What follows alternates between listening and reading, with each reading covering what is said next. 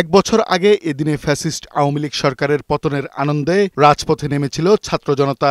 রাজধানীর মানিক মিয়া এভিনিউতে জড়ো হয়েছিল সব শ্রেণী পেশার মানুষ। ঠিক এক বছর পরে আবারও সেই জায়গায় সমবেত হয়েছে ছাত্র জনতা। এবার ফ্যাসিস্ট তাড়াতে নয়, ফ্যাসিস্ট পলায়নের বছর পূর্তি উদযাপনের জন্য।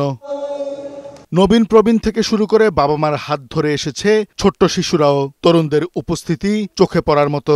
সবার হাতে ও কপালে বাংলাদেশের পতাকা। এক বছরে আশানুরূপ প্রত্যাশা পূরণ না হলেও আগের চেয়ে ভালো আছেন বলে জানান তারা।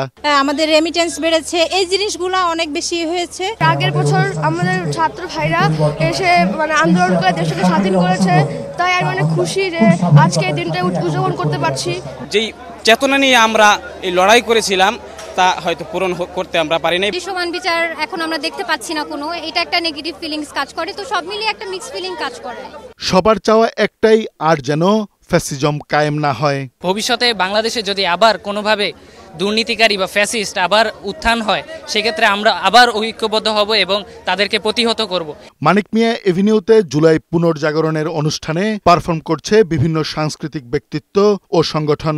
গানের তালে তালে উপভোগ করছেন সবাই। মঞ্চে নেওয়া হয়েছে কড়া নিরাপত্তা ব্যবস্থা। এদিকে সংসদ ভবনের দক্ষিণ প্লাজায় প্রস্তুত করা হয়েছে জুলাই ঘোষণাপত্রের মঞ্চ। অন্তর্বর্তী সরকারের প্রধান উপদেষ্টা ডক্টর মোহাম্মদ ইউনূস ঘোষণাপত্র পাঠ করবেন। এ সময় উপস্থিত থাকবেন বিভিন্ন রাজনৈতিক দলের নেতারাও। কাজী ফরিদ, বৈশাখী সংবাদ, ঢাকা।